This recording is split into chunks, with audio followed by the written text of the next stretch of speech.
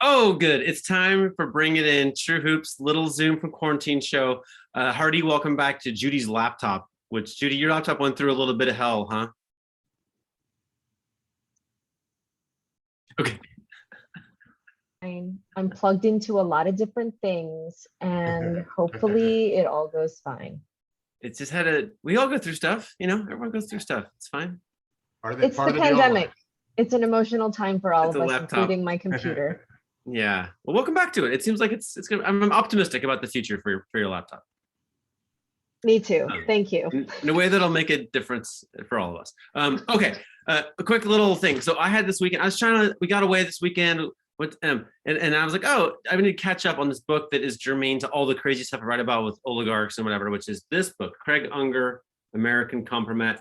Craig Unger is a very meticulous journalist. And this, look, I don't know if you can see here, I dog ear the pages that are like salacious, crazy things have happened. It's basically every page. And with that particular journalist, it's not like take his word for it. It's very little of it is anonymously sourced. It's just like, it's like stuff that's totally verifiable. So I'm reading that and I'm just like, well, this is a little work thing I have to do. It might give me an ulcer, like literally, but I'll see it through. I'm gonna finish this project. I've got over here on the floor is the schedule with the remaining things. We're done. And I'm gonna put it aside and then I'm just gonna like enjoy like the NBA season's beginning and it's a beautiful day.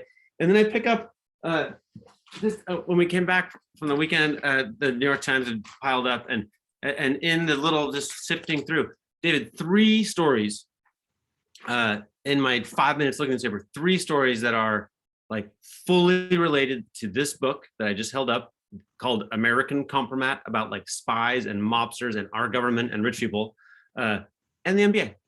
There are 3 stories that like fully connect like to those 2 things. And I'm like, okay, we're doing an important thing here. No one else is connecting these things. It's confusing and hard as fuck, but I think it's important. I think they need to be connected because it's a lot. The influence we're talking about isn't like, oh, this one guy was a jerk. Like, no, it's like, this is how you get to be a billionaire. Anyway, there you go. That was my thought was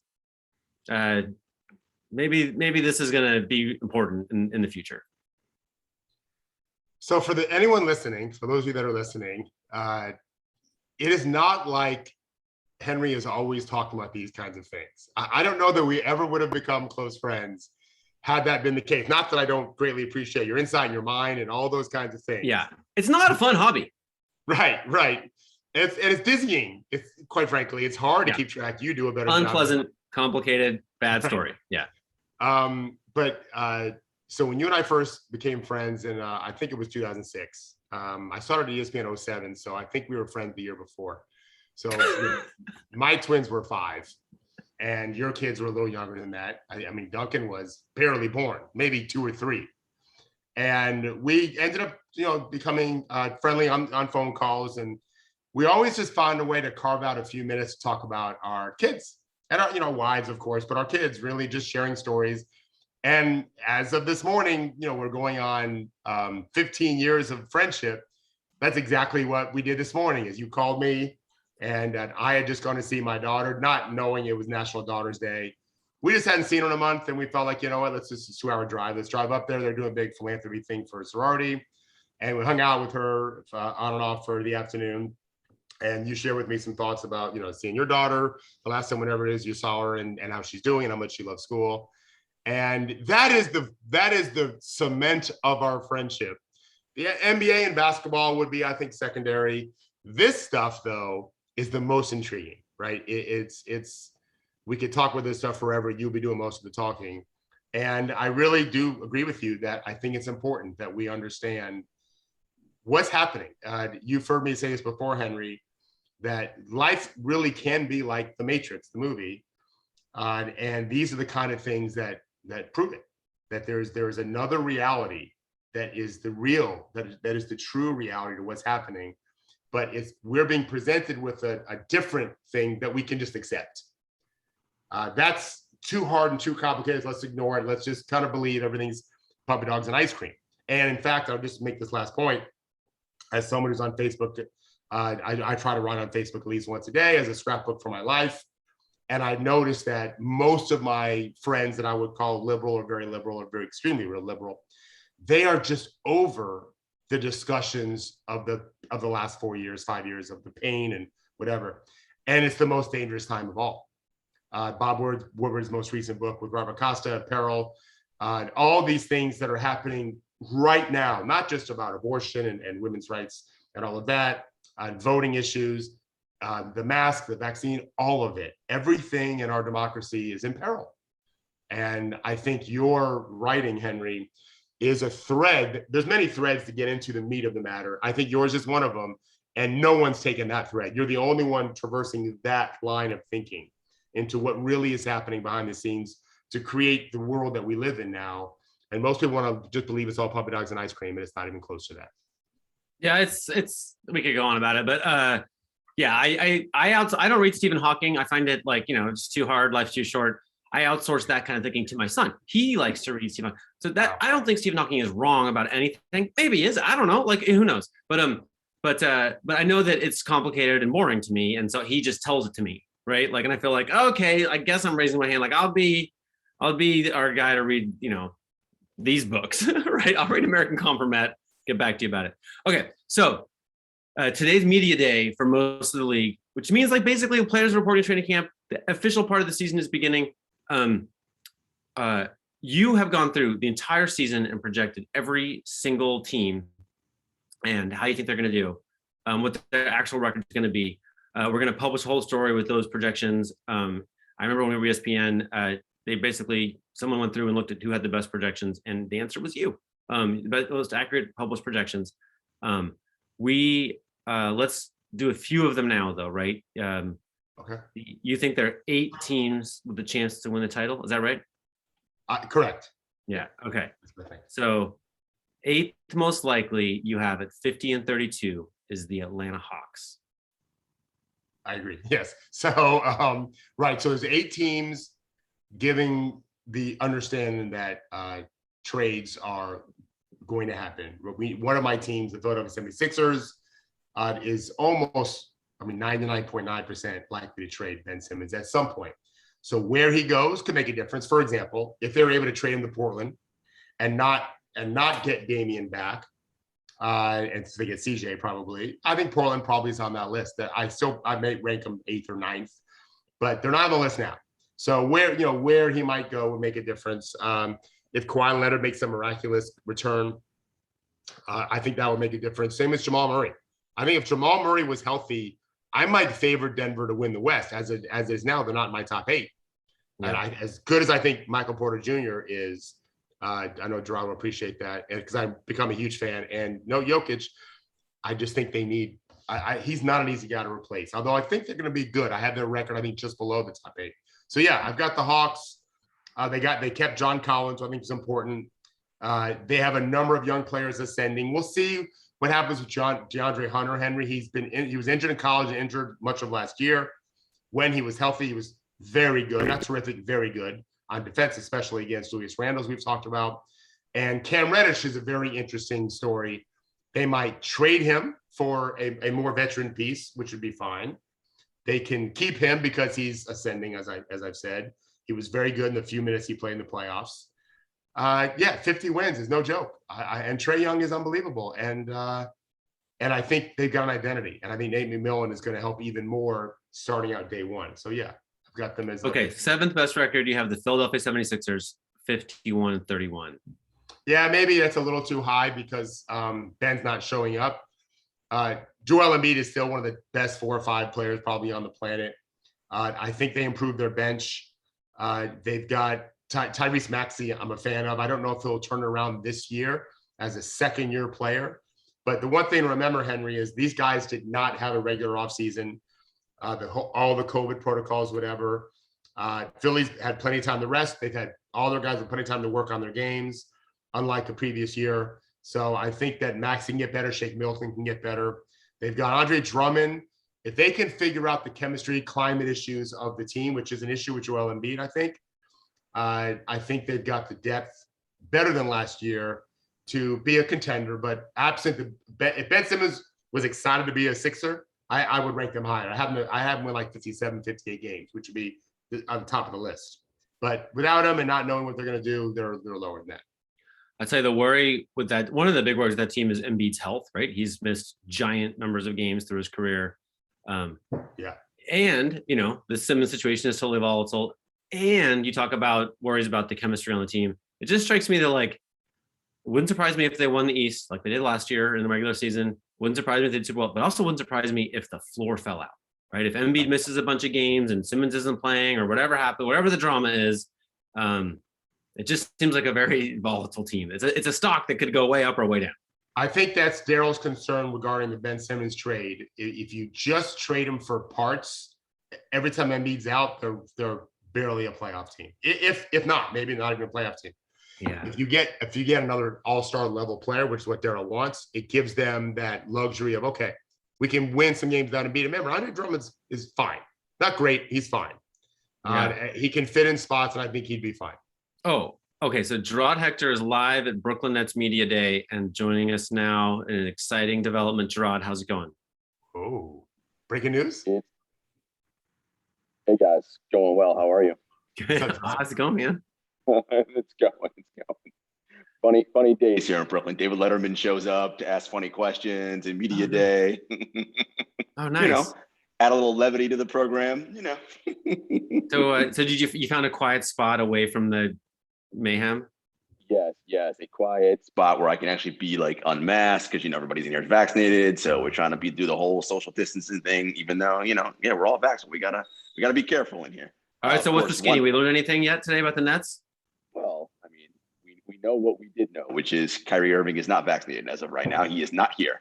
Kevin Durant and James Harden are here. So yes, they are in fact vaccinated. And the same status quo applied, right? Like it's Kyrie's decision, but at some point in the season, we expect everybody to be on the court playing.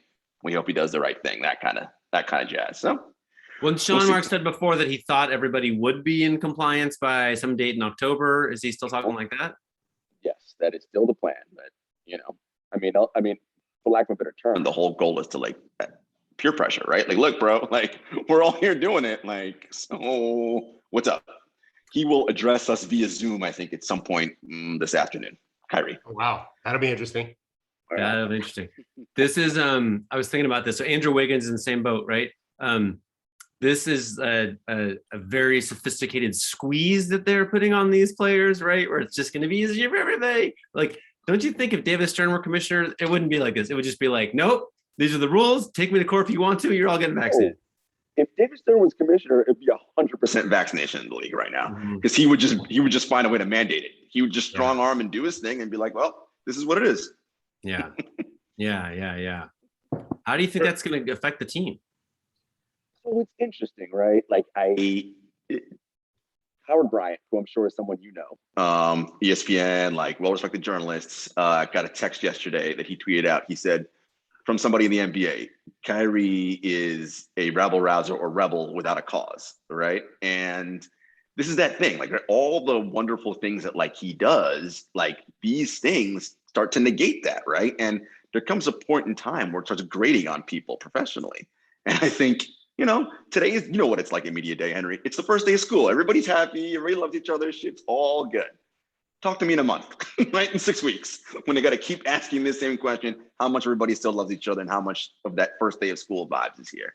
So for now, they're all saying the right things. I think it's going to get to a point where they're going to be like, look, you got to do this thing because this is what we got to do. Because they're going to get sick and tired of answering the questions about why he's not doing it.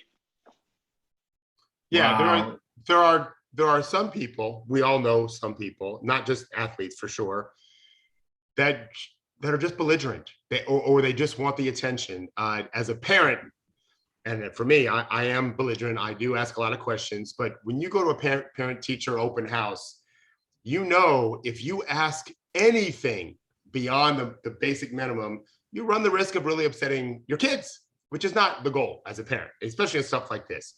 So you mind your matters because you want to make sure your kids feel very good. This is all we're talking about here. I think Jarod has nailed it. It's not going to come from the top with Kyrie. It's going to come from his peers. Say, hey, man, we got a chance to win the East, win a ring. It's like we're really good. We're going to have some other issues we don't even know about. We just know they're coming. This can't be one of them. We need you to step up, do it quietly. Don't make it a big deal. If he's going to get vaccinated, this will be how it works, I bet. But this is This is where it matters that his agent already said after that weird Twitter thing happened, but David started. But basically, he said he would just retire before playing for another team. Like suddenly that matters a lot, right? Yeah, that's back in play if that is in fact true, right? If his agent did in fact say that, I think, look, it won't be about the money, right? He is clearly enough, so it isn't like he needs it. Like my thing with it, and I'm sure you guys have the same point of view on this, is why is this the hill you're willing to die on, right? Like, why this thing? Because if something happens to you or your kid or your wife, you're going to the emergency room and you're doing whatever they tell you to do. Well, the people who design those protocols and procedures are the same type of people who design vaccines, right? So I just don't, that sort of thinking is just beyond me. I just don't get it. We do have maybe a little touch of a problem with like the people in power haven't totally earned our trust. You know what I mean? Like I get that people might be skeptical. This particular one, I'm not so skeptical of, but I get it. I respect it. You know, like it's not only crazy people who question it, I guess, right? Like, no, it's true that there are people who I consider very intelligent who question it, but it's, there's levels, right? And you have to, what are the axioms in life that you believe that are fundamentally true, right? And everyone has their own, right? And clearly Kyrie has his own. I remember Bill Walton, Bill Walton told me that basically he didn't care what any player thought about anything. He didn't care what their motivation was. He just wanted them to like go kick ass, right? And I remember thinking, like, I don't know if it seems like it could get complicated in a hurry if they're motivated, like, by like, wanting to sleep with your wife or whatever, right? That could cause a problem for the team, right? Like motivation matters. That's a real factor on some NBA teams. Right? It certainly is. I didn't make that one up, but to me, I'm like, what players think suddenly matters more right now, right? Like Kyrie's a free thinking guy. Love that. That's cool. Until suddenly now it's like, you're at media day and he's not. What the hell? How'd you make it? Like exactly. There's something else too. Watching the Ryder Cup yesterday after I got a win, blowout. Yeah, the Team USA played great. So Rory McIlroy, one of the best players, one of the best golfers in the last 15 years. He was kind of the next guy after Tiger. He did not play well all weekend, but he won yesterday, but they got trounced. So after they won, and he's I think he might be even his late 30s now. I'm not totally sure. I don't follow that closely because Tiger doesn't do it much anymore. So, but he's definitely on the older side compared to a lot of these young players that played. He broke down on camera and cried. And it even said, like in the interview, I'm crying. Like we all saw he was crying, but he was acknowledging like, I've never been like this. But he was just so moved by the experience. And he knows how privileged he is to have been able to play on lots of other Ryder Cups with guys that have come and gone. And he's still there, but he knows it's a finite number of years he's going to be able to play in this tournament. For another young guy comes, he's no longer good enough. And he appreciated the opportunity.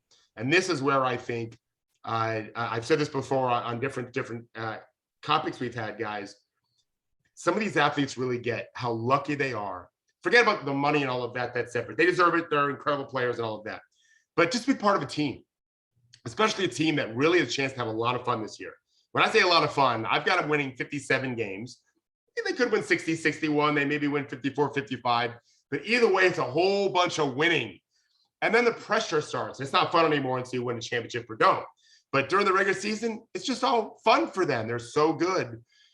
Kyrie, just forget about the belligerent part of this and just jump on board for the fun, right? Your point, just pick another hill to fight and potentially die on, not this one.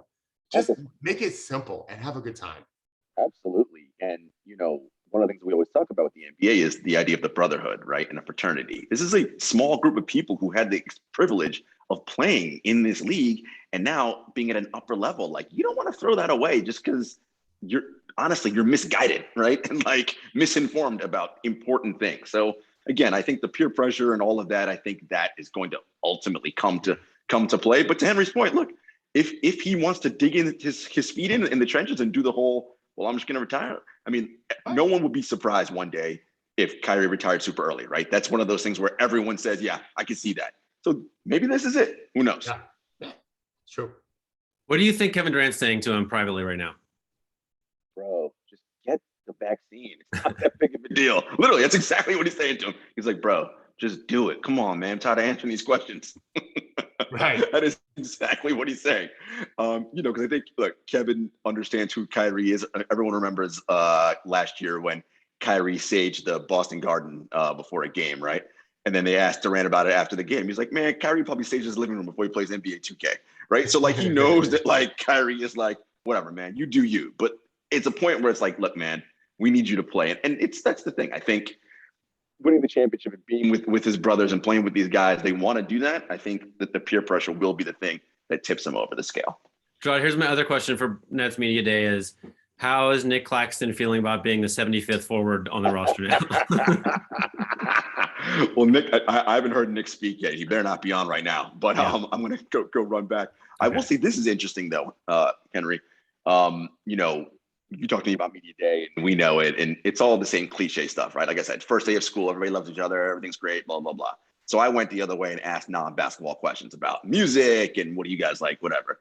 And I asked James, I was like, who controls the aux cord in the locker room? Because that's a big deal. Like, That's you know, it's, you have relationships with Lil Baby and Lil Durk, by the way. He said that album, Babies and Durks, that came out this summer, best album, because he executive produced it. I was like, all right, cool, sure. But he says in terms of the aux cord, he lets the young guys control it. So Nick, Bruce Brown, those guys get to control the aux cord. I think from a camaraderie standpoint, if you ain't going to get the ball on the court, at least we'll let you hold the aux cord. Have a little something. Yeah. Funny. Yeah, that the dongle of control. Yeah. All right. All right, John. Well, thanks for calling in, man. Of course, guys. Call back if something exciting happens. I will. Okay. Okay. Bye. All right, take care. On the spot reporting. Yeah. Oh, yeah. Oh, we got people everywhere. Eyes and ears, David. Eyes and ears. I didn't want to comment on Jarod's outfit, but he looked good, right? He put on a little blazer for me. I my eyes are getting old, but it looked like he had a blazer with a hoodie. I think that's what he did. Thing. Yeah. I think that's what he did. Yeah. He doesn't play in Florida these days. It's still 89 right now, but I like it.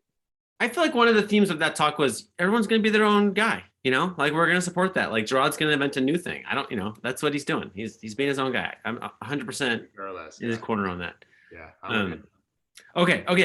But we were talking about, we kind of wrapped up the 76ers, the seventh best record, the sixth best record. You are calling the Miami Heat, the 52-20.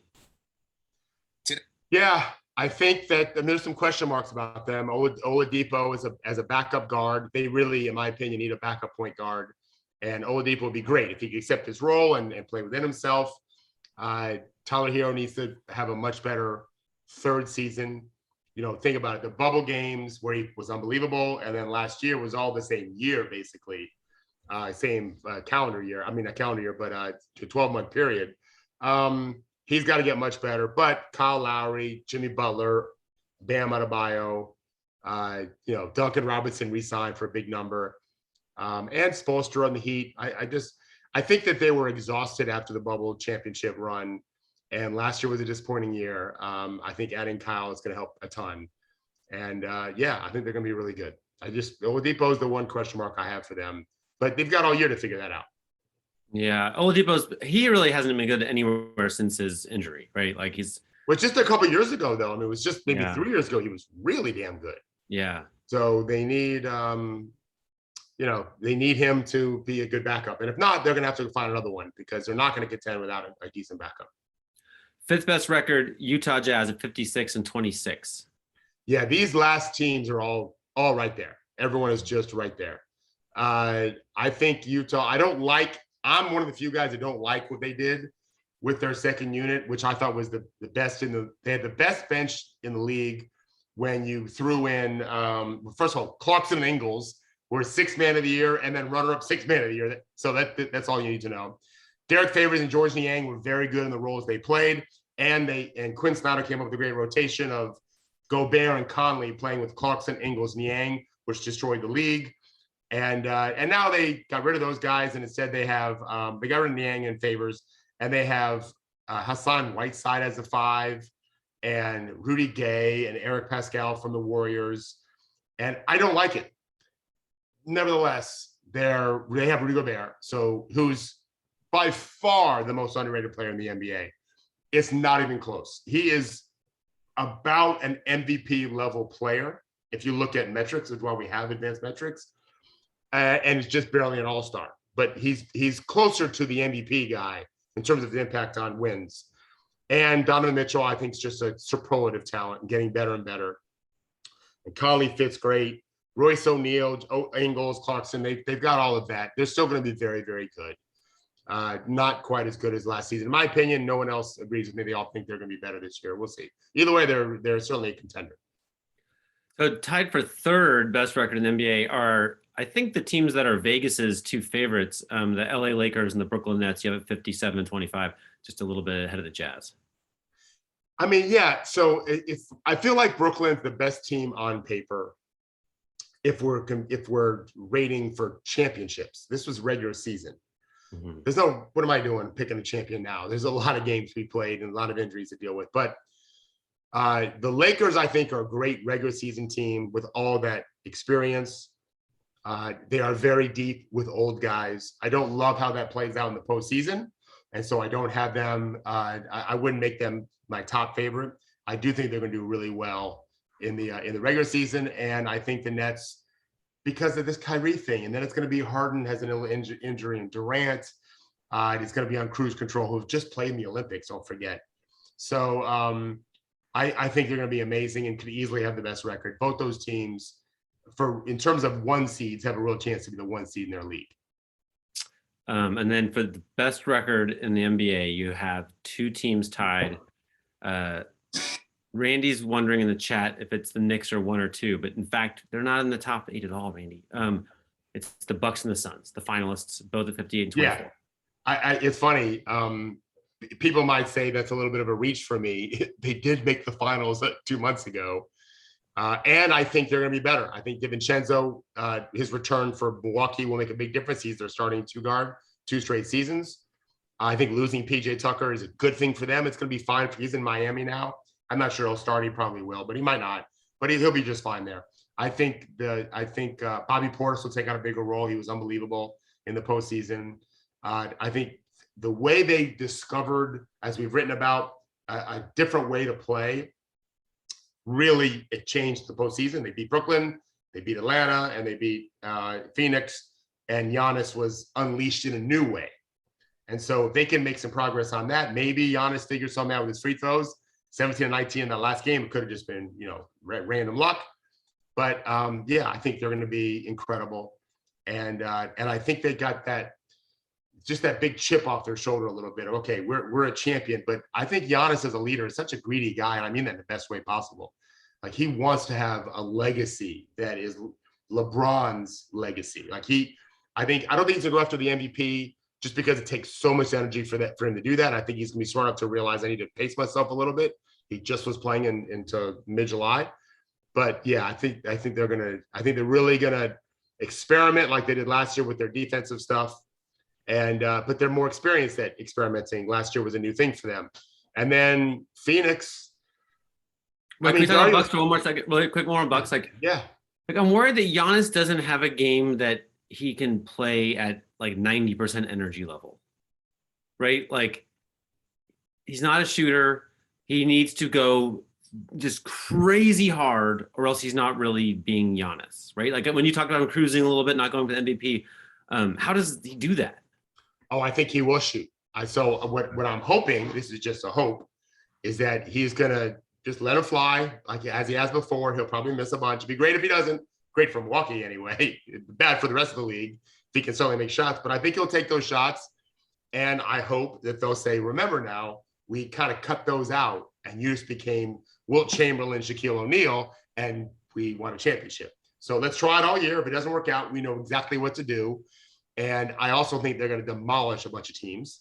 And he'll play 32, 33 minutes a game. That may not be his average. He might average 34, 35, but in the non-competitive games, it'll be 28, 29, and that's fine. And the Bucks they've handled that pretty well. And then for Phoenix, I initially had him winning 60, which would have been the most. And then I, just because I'm stupid, forgot that Saric blew his knee out, ACL, in the postseason. And which is a big story. Had Dario Saric not gotten hurt, like, Phoenix might have won, because if he can't guard Giannis. He can guard him better than anyone else they had, probably. I think he's an excellent defender, Dario Saric. So he's out, and that's going to hurt a little bit. To me, it cost him 2 wins. I don't know what his earned wins were last year, but I bet it was around 2 or 3. I mean, probably closer to 3, and they'll have some other guys replacing a little bit. But Devin Booker blew me away last season. And then he did the same thing in Olympics. Remember, Devin Booker replaced Jason Tatum in the starting lineup in the gold medal game, I believe. He earned that. He grew to another level of a winner, not just a scorer. And I don't think he'll be MVP. I'll be writing about that probably later this week, who I think has a great chance to win it. But I think he's going to have an all NBA type season.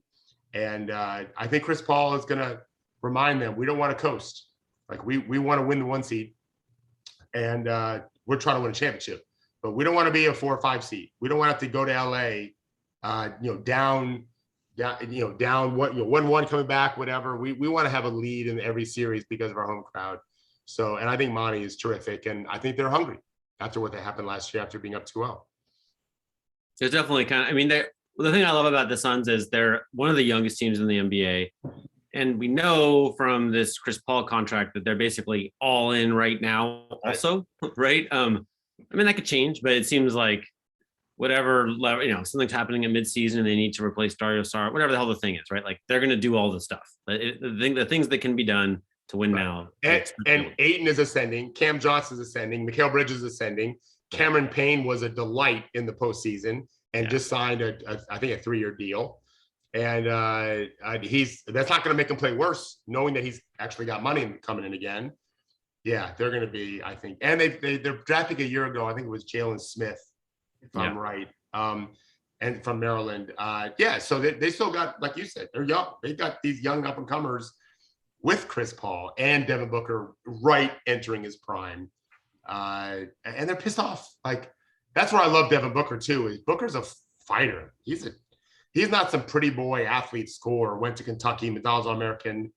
I find him just a really, really special player. I did not project that from him. I didn't really watch him play in college. But early in his career, because the Suns were such an empty franchise, really, until they brought Monty in. And everything has clicked since. Well, James Jones was probably the first thing as GM. So, no, I think they're going to be special this year. I really do. And honestly, just as Giannis, refined his game into another level in the playoffs, so did Ayton, right? Like DeAndre Ayton now is, who knows, right? I feel like he might be way better than we're used to.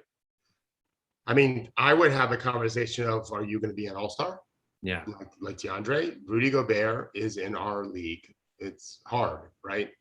He's in our conference. Who else at center? Nikola Jokic, he's the MVP.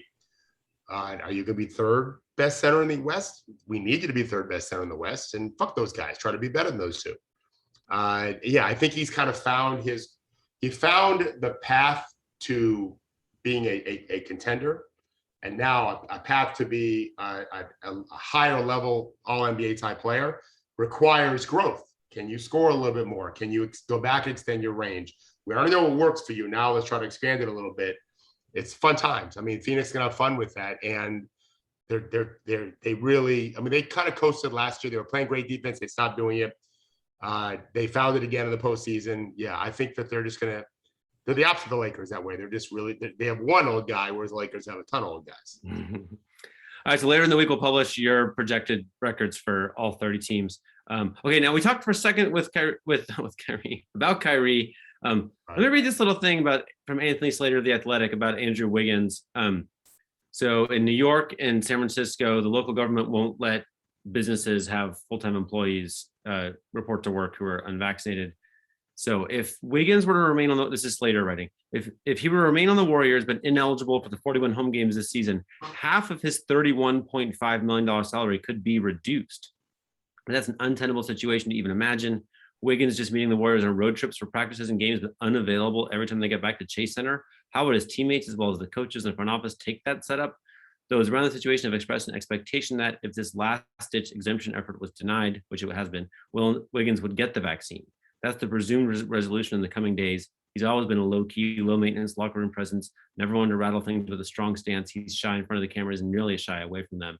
And they talk about the schedule, how long the 2-shot vaccine process takes and when he could be eligible. And he's already kind of late, but he could get a Johnson & Johnson vaccine like today and then be ready for the start of the regular season. Well, what are your thoughts about that? Well, I know of one player. He's not a professional player, but he's a high-level player after high school for NBA, European level.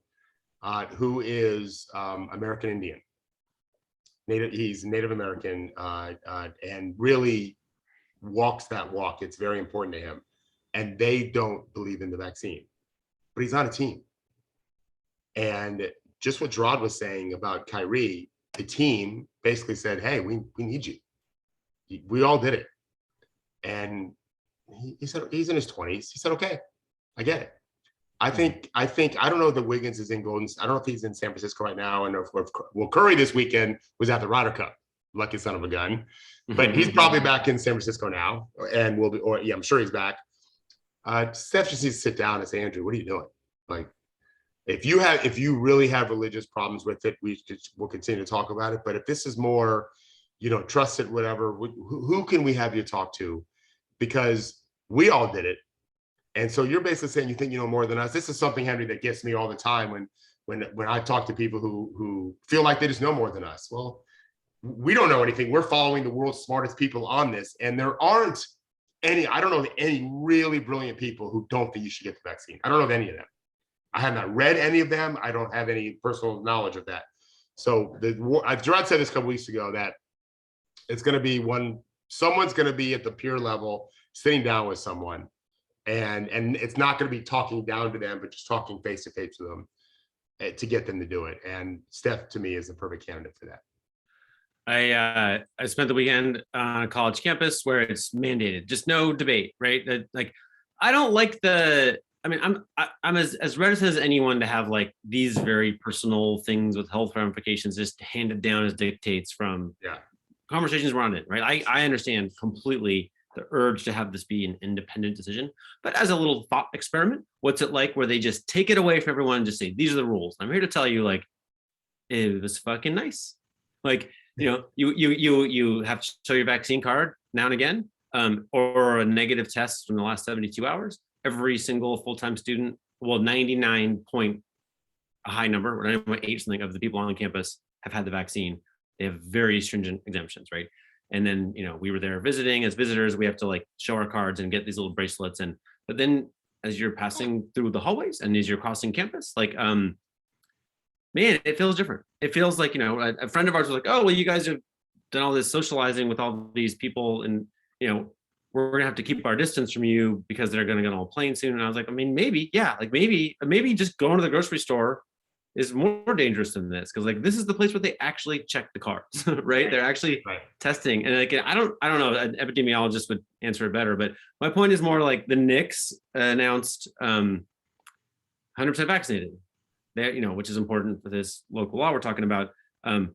The Lawrence Frank of the Clippers and the Nets have to talk all sort of, well, I don't want to really answer that question, get a little mealy mouthed about it. It's like, it's not mealy mouthed if you just say, yes, we're all vaccinated, right? And I don't know, who knows, maybe we'll all regret it one day. I doubt it, but man, just as a little visitor, I was like, the version where the NBA had won the debate with the Players Association, and they just forced everybody to get vaccinated, might be day to day, like easier, less stressful for everybody.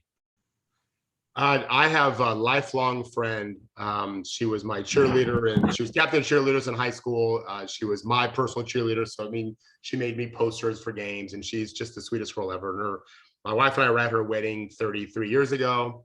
And they went to Africa this summer. And in fact, I have two friends. My friend Ishil, my Turkish translator that came to America. She went to Africa too. They had to get shots. I have lots of friends that have gone to Africa every year. They have to get shots when you go there. The military, 100% mandatory that you get vaccinated with lots of other things if you haven't been already, to include the one now for COVID. It's only controversial now en masse because of the former president and the idea that if government is telling us to do it, it's got to be a terrible thing. Otherwise, it would just be individuals. And maybe, to be fair, maybe Kyrie or Andrew Wiggins just have a personal issue and it just needs to be talked through it. But there's no question, peace of mind wise. I know this. I want my kids around vaccinated people. I don't want them to have to deal with COVID for the rest of their lives to any degree. And it's preventable. We know it's preventable. I have a friend who was vaccinated, got it, gave it to his 11-year-old son, because he wasn't vaccinated. His 11-year-old son had one terrible night, which is no one wants to go through that with the 11-year-old having 103-degree fever. And then he was fine. And my friend was sick for a week and went away, and then it kind of came back a little bit. And he said, imagine if I had not been vaccinated, how bad it would have been. And mostly he's fine now. It's sad that we're at this point now, but I don't think it's political for Andrew Wiggins or even Kyrie. I think there's something else going on. And so, as you have said to me in the past, you got to just keep talking to him. You got to keep talking. Yeah. Okay, so I think this is what you are most excited to talk about. A few days ago, Bobby Marks on ESPN wrote a story which included this quote: "You are naive to think that the best way to build your roster is through free agency and not the draft and trades." One Western Conference GM told ESPN, "Preserving cap space and waiting for that next great player to become available will get you fired." There's a lot going on here. This is a shift in NBA, but talk me through this, David. What do you see going on here? Well, we've talked about this for a long time on our show and long before the show, that this is the outgrowth of what we have already been seeing is happening on the soccer pitches, football pitches in Europe, where a few agents and best players control everything. And now here we are.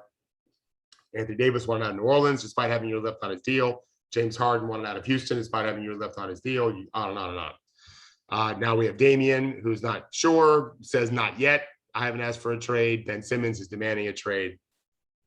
We're at a point now where the players are able to sign these massive extensions. Wasn't like this before. And still have the freedom to exercise the right or privilege to go play somewhere else. They just can't do it contractually. They just have to use leverage, but they can. And so we were debating, you and I, debate's the strong word because I didn't know how I feel about it. We know guys like Dame Lillard and Bradley Beal can say, I want to go here. And until you can figure out a trade with two teams, 3 teams, 4 teams, I'll stay. In the case of Bradley Beal and Ben Simmons, I'm not playing for anyone. I want to go here, and that's that. The question is, what level of star, right? If Nickeil Alexander-Walker, who has another year left or 2 in New Orleans, wants a trade, there's time to go spit. He's a lower level player and contract wise, even though he's talented, they'll replace him with someone else. So what's the level? PJ Tucker? Probably not. I think about what level do you have to get to for you can dictate a trade? And then what level can you get to where you can dictate a trade to where you want to go? And so eventually it's going to be this situation for every player is I'll sign the contract, I'll get my extension, knowing that if I don't like it, you change your coach, you change your general manager. We have 3 injuries 3 years in a row and our team sucks. I want somewhere else. I'm going to be able to dictate that I went out and I'm going to dictate more or less where I want to go. To me, this is where the league is now, but which is prompting me. The last thing I'll say is, I said to you this morning, okay, well then when are we getting rid of the draft? Because that to me is all part of the same conversation, which you actually acknowledged this morning. Yeah, in fact, you have some more information on that. Eventually, we're not going to have a draft anymore, which I think is great. Yeah, we usually talk about player development as money, right? Like, how much money can LeBron make kind of conversations. But much more important once you're above a certain income level is control, as in like, where do I have to put my body? Where do I have to move my family, right? And this is where the NBA has, the league, the billionaires have gone to considerable trouble to keep control of, basically, Jody Allen effectively owns Damian Lillard's work for the next few years, right? And that's difficult to win, right? That's not how most industries work, where she could decide to move him and his family to a different market at her whim, right? That's a very unusual thing they've fought for, but they've won it. And talking to agents this summer, basically several different clues to the point like maybe now is the time, maybe Ben Simmons is the lever by which it's just kind of over for superstars that Jody Allen or the person in her role in whatever market you're in gets to choose where the player plays, right? So, and so I was like, well, what if they just don't come up with the right trade? And it's like, well, then, in that example, the Blazers just have to take a worse deal, right? Because if a player like Ben Simmons is willing to just withhold services, then that's the magic, right? Then that's there are a few players, not a lot, but there are a few players whose work increases the value of the team. right? Nickeil Alexander-Walker is business-wise, economic-wise, replaceable. It's very hard to demonstrate players at that level even sell a single ticket, right? They don't affect the bottom line. But Ben Simmons absolutely does, right? Maybe not with his jersey sales and such, but your team's going to be a lot better. And yeah, you're winning games. You're winning games, and it makes a big difference. And there aren't a lot of players in that category. He's maybe around the 25th best player in the NBA. Like somewhere around there is the cutoff where you probably really can just say, no, I'd rather just play here. So that rather than waiting for free agency to decide where you want to play and see if they have cap room, no, now you sign the extension. You're always going to be under contract, and then you're just going to call up your GM and say, we had a good run. I'll just be home until you get me somewhere I want to go. And the owners right now don't have a good counter to that. I expect they will in the next CBA, but for now, this is where we are. And so long as that's the case, it's a little weird. As you pointed out, the draft starts looking a little kooky. It starts looking a little nuts that, teenager Kevin Durant's rights are held by a team he doesn't want to play for. Like, what's the point of the draft if he's just not going to go there, right? We've seen that. Mike Bibby didn't want to go to Vancouver. Yeah. I think, and we've seen other sports too. So I think that in the long term, we're going to have better franchises, Right? Because the draft is the savior for incompetence in many respects, right? Unless you lost on purpose to get the picks, which we know has happened. Mostly that's not the case. It's just your team did badly. Maybe it was bad luck with injuries. I get all that. But if every team knows, especially starting with the draft, if the draft is nothing more than free agency, we've got a situation where I've got to build a climate. I got to build a culture that these young players can recognize by coming to signing with us. There's opportunity for playing time. You're not just going to sign a great rookie who would be a top 5 pick to a team like the Warriors of the past when he knows he's not going to play. Yeah. Right? That's the Darko Milicic story. So you're going to have that balance. And maybe the rawer prospects will like it. The more within a year or two, I'm ready to help your team. They're going to want to go somewhere where they can cash out quickly. And so you're just going to have to build the right situation and recruit it like any company does. It looks more, Apple doesn't hold the draft with Google and Microsoft and Facebook and all of that. No, they build a culture and a salary structure and all of that and entice you to come. I just think our basketball teams, I think only in America does this happen anyway. We should build the same thing. Yeah. We've been saying this for a long time. Basically, there's no competitive pressure on the front offices. Well, there's a lot, but there's none whereby you just are fired and out of the league if you just are incompetent. Because you're incompetent, then you get, that's a strategy, right? Then you get the next LeBron. So yeah, putting a lot of pressure on teams to be better, I think is ultimately a good thing. As a fan, it might feel like you're doomed if you have a small market, lower revenue team. But I think you're really doomed if you have a bad GM or a bad owner, right? Like that's when you're really doomed. Like the Minnesota Timberwolves, like which you guys talked about on Friday. Yeah, I think that this is where we're gonna want. Glenn Taylor has been habitually terrible. Starting from when he launched the team, he wanted to get Kevin McHale because he was local and famous. And Kevin McHale said, "I'd rather go hunting. I don't have a lot of free time." And Glenn Taylor said, "That's fine. Come and lead the team anyway." And that's when they just started sucking, and they've never stopped. like you don't want to keep Glenn Taylor and just keep getting more Anthony Edwards, right? You want Glenn Taylor out because he's just repelling all the players that you want to get, right? I think that's ultimately where this is headed. Well, look at the Pelicans stock. They got Anthony Davis, and they won one playoff series. Yeah. And not every draft has someone as good as Anthony Davis anyway. Yeah. Now they have Zion. We'll see. Let's hope. I'm rooting for him. I love Zion. I do think they have some talent, but they've got some work to do to show that was worth it, or who knows what he'll end up doing. I think it's better for all 30 teams to. You focus on the owners all the time. So between the governors, whatever you want to call them. So between them and management and coaching, if you build all of that the right way, Milwaukee won a championship. San Antonio won 5. I know there's not a lot of examples of that, but that's not to be ignored. You can do it. And they did it. Giannis was a 15th pick in the draft. Their best player was 15th pick in the draft. The second best player was a second round pick. The third best player, who they acquired via trade, wasn't lottery either, Drew Holiday. Brook Lopez was their only lottery pick. He's the end of his career. You can build that. You just and I give the coach a ton of credit. Winning 60 games every year, even though you had terrible disappointment in the postseason, ended up turning out to be a champion. And they're going to be good for the foreseeable future. So you made a point about Google and Facebook and their lead employees. Like, Google and Facebook don't have like fantasy Silicon Valley video games, right?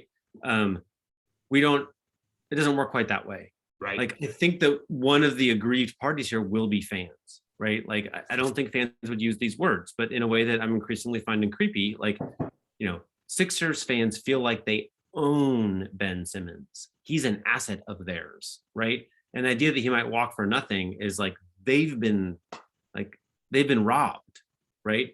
This is a kind of thinking where, like, this is where you talk to those agents I was talking to this summer, and they're like, who gets to control Ben Simmons? Like, it's a 30, 40, 50-year battle, but the answer now is Ben Simmons, right? Which I think is a new way of thinking, where it's not so much player empowerment, it's like player like dominion, right? This is like, maybe emotionally Josh Harris and Daryl Morey are a little ahead of the fans who are like, that's fucking our guy, right? Like I've been on the trade machine for weeks figuring out what I want for him. And like, no, you don't have him at all. You're going to listen to him, right? He's going to tell you where he's going. Like, I think this is going to be hard for a lot of fans. I agree with you. There's a model though to watch. I'm not mentioning this because they're the home team. It's really a true story that what the Tampa Bay Rays have done in baseball, where they won the American League East back-to-back years. They just clinched over the weekend for the second year in a row. I believe I'm right to say the Yankees' top two players' salaries are more than the entire Rays team for a year. It's basically, that's it. That's enormous revenue difference. And Tampa had made the playoffs a bunch. They've been in 2 World Series, and they've not been a team all that long. They made the playoffs, 7 of the last 9 years, some crazy number. And they, people a lot of times think, Memphis had the grit and grind, and people think that identity is the city's identity. But you got to match the identity with the roster, not the city. And I believe the Rays are a great example. They play differently every year. This year, they like the best offense. They've never had a good offense. It's always been pitching, which is all minor league system. The Rays this year are setting all sorts of records for run scoring. They made some acquisitions. They signed a guy named Nelson Cruz, and he hit a bunch of homers, whatever. That's something new. It's not the same identity, but they're winning. And I think fans need to be retrained a little bit to don't. And the other thing about the Rays, by the way, is as soon as you get really good, they lose you because they can't afford to keep you. So you almost know built in, well, we're going to have to regenerate every few years because our best players keep kind of price themselves out of our market.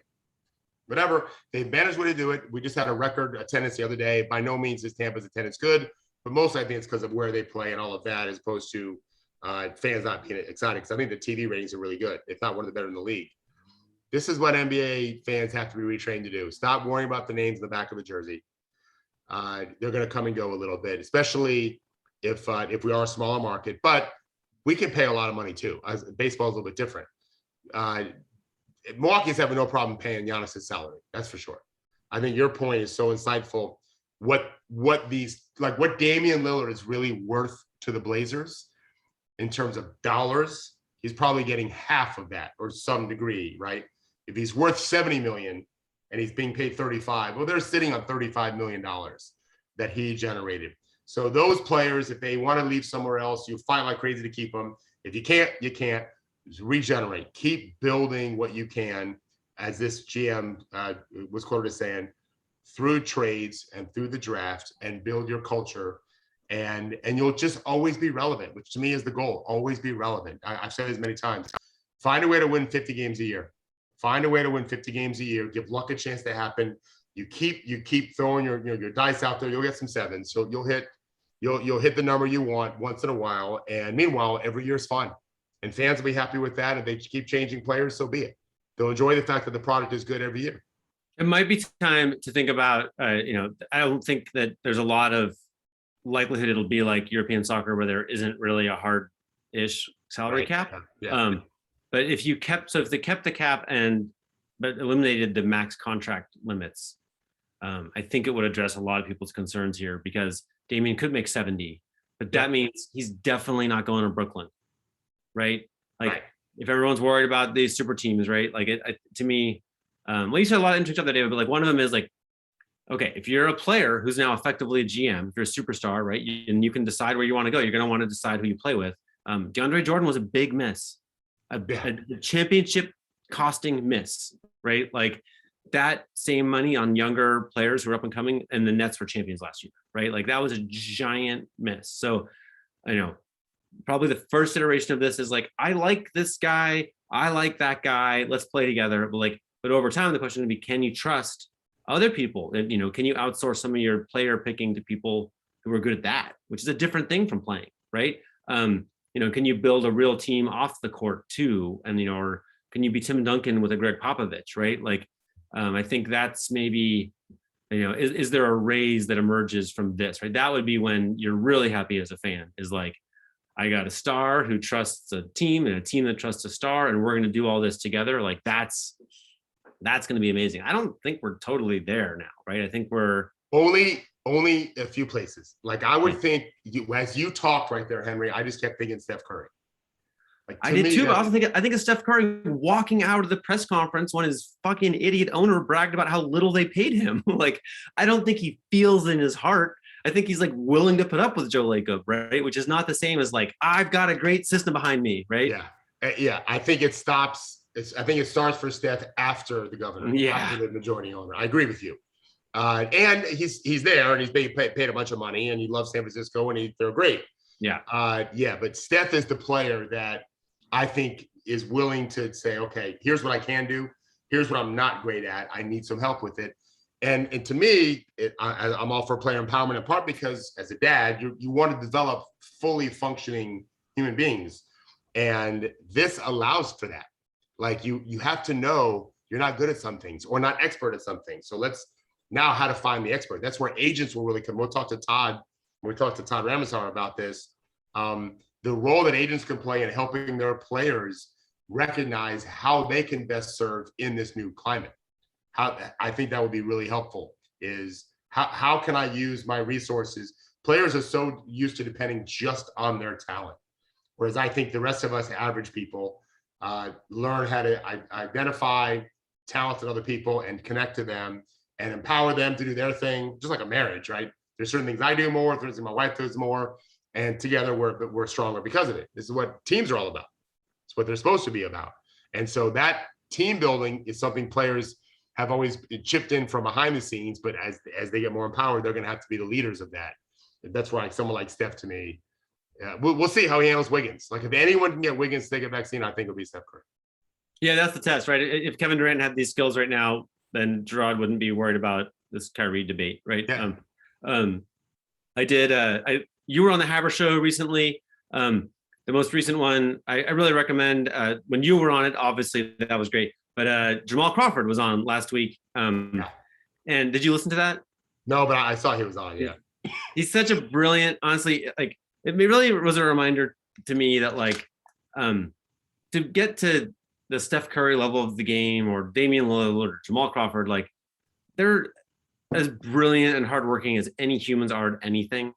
And Tom Haberstroh does a thing where he like quizzes the guests, right? And he quizzed Jamal Crawford on all the 20 coaches he'd ever had. And Jamal just rattled them off, just boom, no hesitation. And these stories are very common among players. I'm just like, this guy, like I'm so excited that he had so much success. I'm so excited that his crazy brain got to work the way that it worked, like solving defenses. And he talks about his shake and bake move and how it was created and all that kind of stuff. Yeah. It's just, but what a bummer that like the big obstacle he has to overcome is like Joe Lacob. Like, why would I put that obstacle there? You know what I mean? Like, what a bummer that like his career's just been ripped apart by like one crazy transaction after another, one crazy draft pick after another. And like, it just seems like, oh, what if both parties were really competent, right? Wouldn't that be great? Well, I know we have just a few seconds, Judy. that to me is going to be the ultimate evolution, is a player choosing an owner, a governor, as part of the process. Yeah. And now you're a citizen of, you're a fan of a team, and you're not getting these guys because they just don't want to play for this governor. And then as a fan base, you're like, you got to sell. Like, we can't have you the face of our franchise anymore. That's coming. In fact, people like LeBron James should be talking about that. Like, hey, we get to choose who we want to play for, and it starts at the very top. All right. Well, that definitely won't start any fights. Thanks, David. Judy is telling us that's all, folks. So we will see you next time. Thanks, David. Thank you, Judy.